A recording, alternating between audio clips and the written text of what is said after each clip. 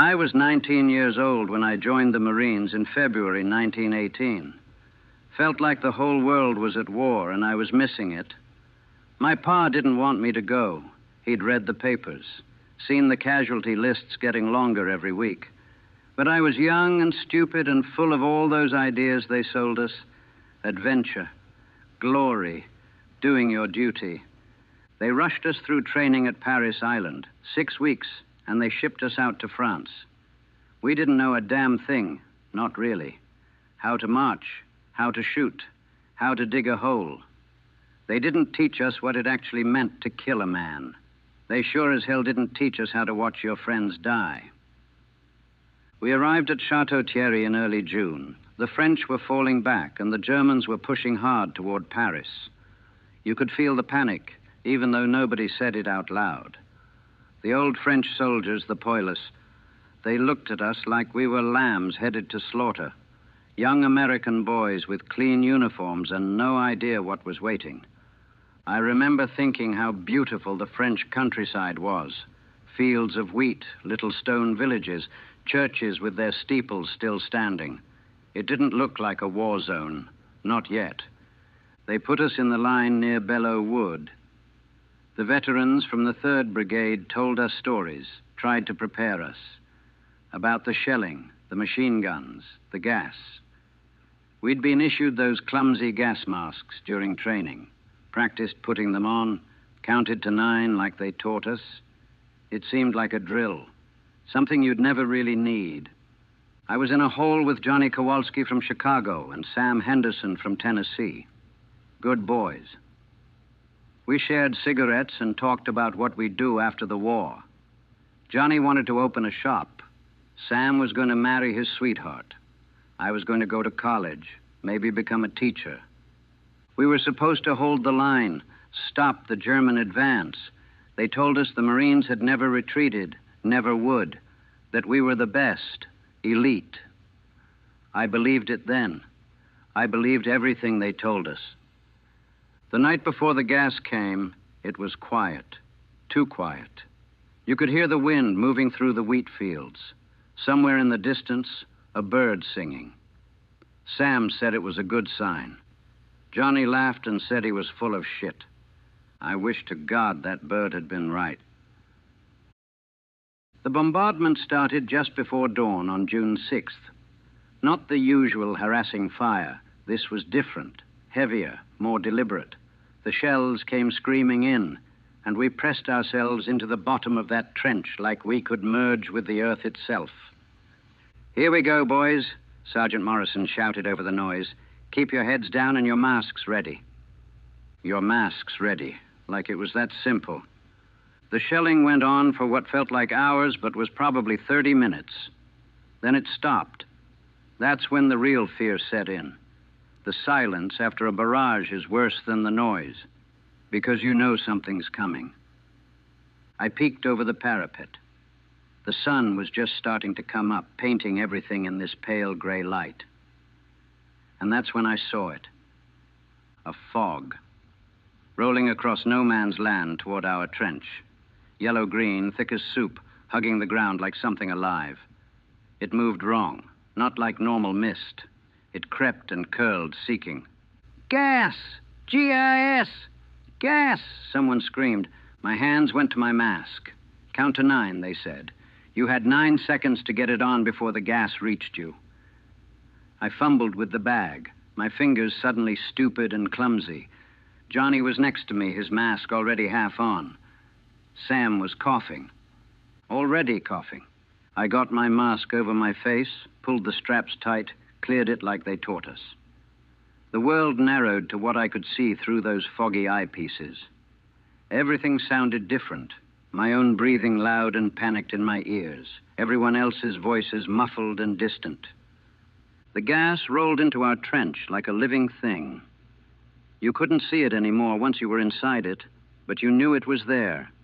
Thick and heavy, pressing down. Men without masks were screaming, clawing at their throats. Others were running, trying to escape it, but there was nowhere to go. Sam didn't get his mask on in time. I saw him tearing at his face, his eyes bulging, foam coming from his mouth. He fell to his knees, and I tried to reach for him, but Johnny pulled me back. "He's gone," Johnny shouted through his mask.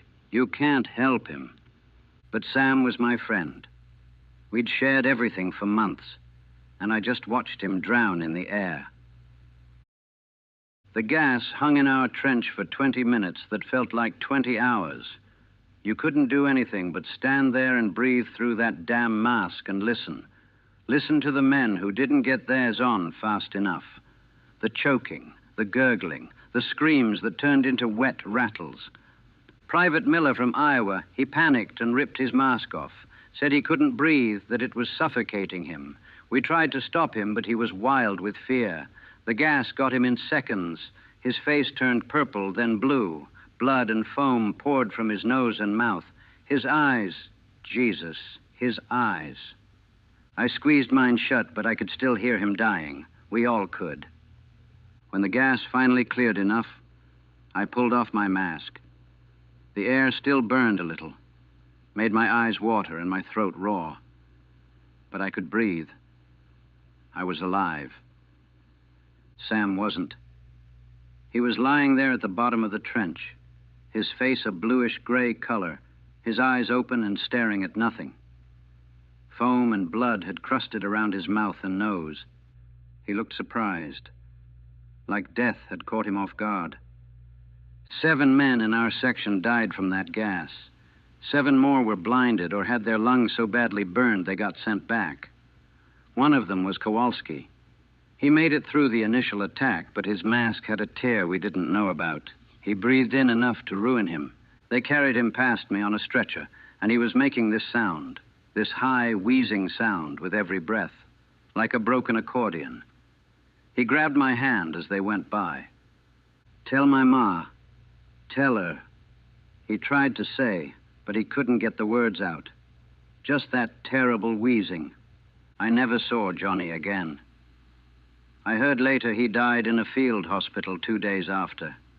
Lungs destroyed, drowned on dry land. We had to stay in that trench with the bodies. Couldn't evacuate them yet.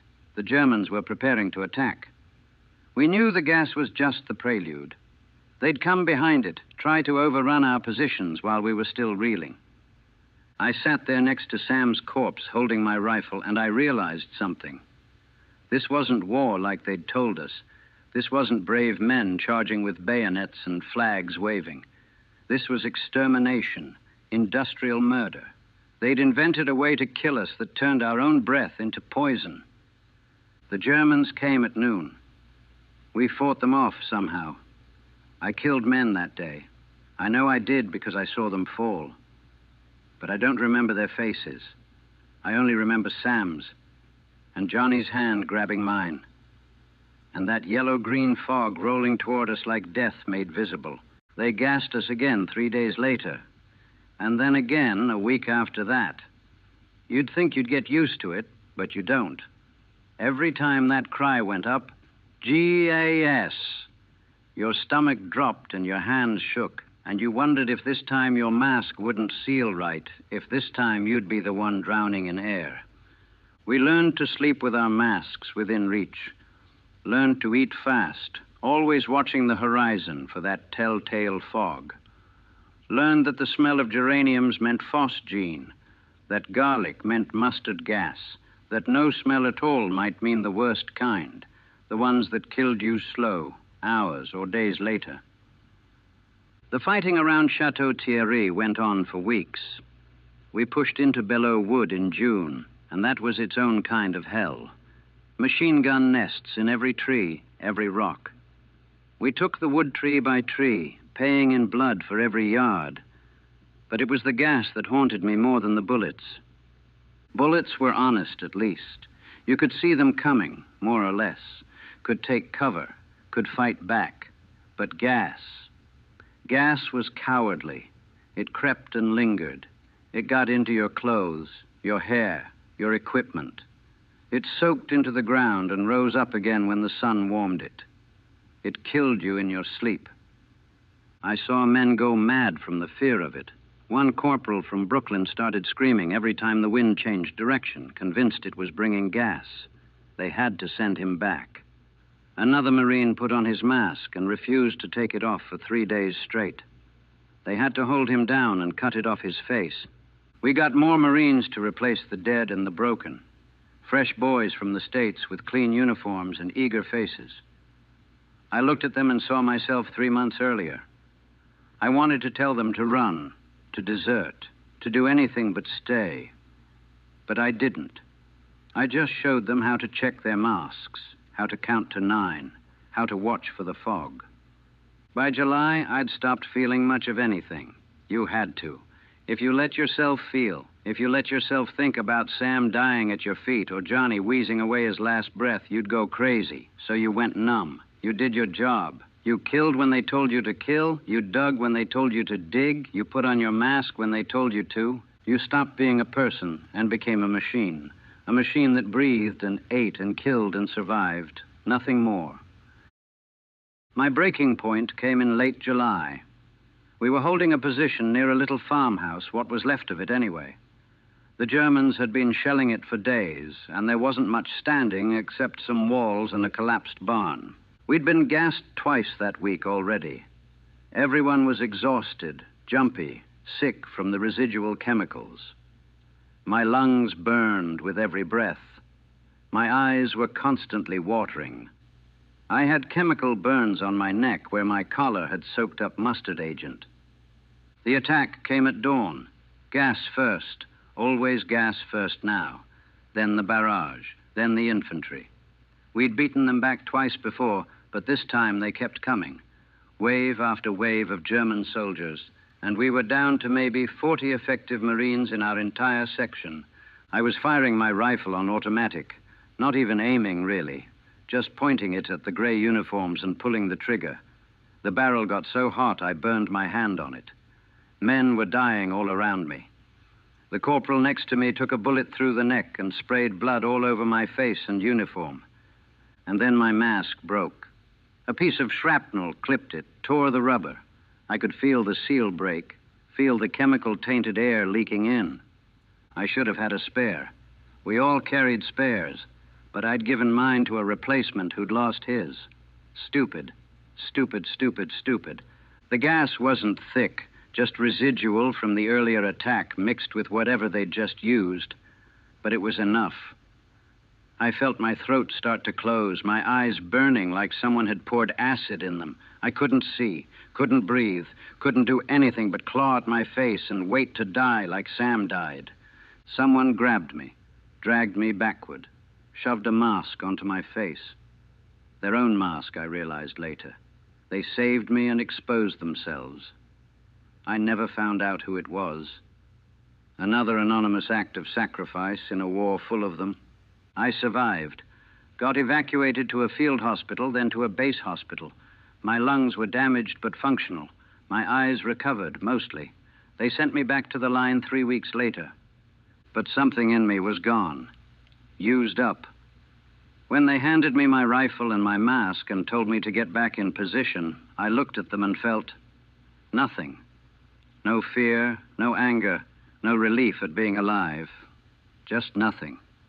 I was 20 years old and I was already dead inside. The war ended in November. We celebrated, I guess. There was cheering. Some of the boys got drunk. I just sat in my dugout and stared at my hands. They were shaking. They've been shaking ever since. They shipped us home in January 1919. The victory ships, they called them. There were parades in New York, crowds cheering, girls throwing flowers. Everyone wanted to shake the hand of a hero Marine. I smiled and nodded and felt like a fraud. Hero. I wasn't a hero, I was a survivor, and that's not the same thing. Heroes die saving their friends. I lived while Sam and Johnny and hundreds of others died. What's heroic about that? I tried to go back to normal life. Got a job at a factory in Philadelphia. Rented a room. Went through the motions. But I couldn't sleep. Every time I closed my eyes, I saw that yellow-green fog rolling toward me. Heard Sam choking. Felt Johnny's hand grabbing mine. Loud noises made me drop to the floor. The smell of bleach or certain cleaning chemicals sent me into a panic. I couldn't be in closed spaces without knowing where the exits were. Couldn't be in crowds without my heart racing. The worst was my lungs. They never recovered, not really. Doctors said I had chronic bronchitis from the gas exposure. I coughed constantly, brought up blood sometimes. Cold air made me wheeze like Johnny did on that stretcher. Every breath reminded me that I'd breathed poison, that my body would never be the same. I met a girl in 1921. Nice girl, wanted to get married. I tried to explain to her what the war was like, why I woke up screaming some nights, why I couldn't go to fireworks shows or busy restaurants. She tried to understand. She really did. But how could she? How could anyone who wasn't there? We didn't get married. I couldn't inflict myself on anyone. What came back from France wasn't the boy who left. That boy died in a trench with Sam Henderson. What came back was a ghost, a broken machine wearing a human face. I see them sometimes, the other veterans. We recognize each other even without speaking. There's a look in the eyes, a way of holding yourself, a distance that never goes away. We nod at each other on the street, two ghosts acknowledging each other's existence. Sometimes people ask me about the war. They want stories about bravery and glory and victory. I don't know what to tell them. The war I remember wasn't glorious. It was choking and drowning and watching your friends die in ways that shouldn't be possible. It was being so scared you pissed yourself and so numb you couldn't cry when the boy next to you took a bullet. They talk about the war to end all wars, about making the world safe for democracy, about our great sacrifice. But I look at what it cost Sam and Johnny and millions of others, what it cost those of us who survived. And I wonder if anything could be worth that price. I'm 47 years old now as I record this. The war ended 28 years ago. But I'm still there, in that trench, watching the fog roll in. I'll die there eventually, whenever my lungs finally give out. The gas got me after all. It's just taking its time. People thank me for my service sometimes. They mean well, but they don't understand. I didn't serve. I survived. And some days, I'm not sure that's better. Sam died in 9 seconds. Johnny took 2 days. I've been dying for 28 years. That's what gas warfare does. It doesn't just kill bodies. It kills futures. It kills the person you were supposed to become. It kills everything except the memory of that yellow-green fog rolling toward you and the knowledge that some part of you will be drowning in it forever. We never came back from Château-Thierry. Our bodies made it home, but we're still there in that trench, waiting for the cry of gas that will echo in our heads until we finally stop breathing and maybe finally find some peace.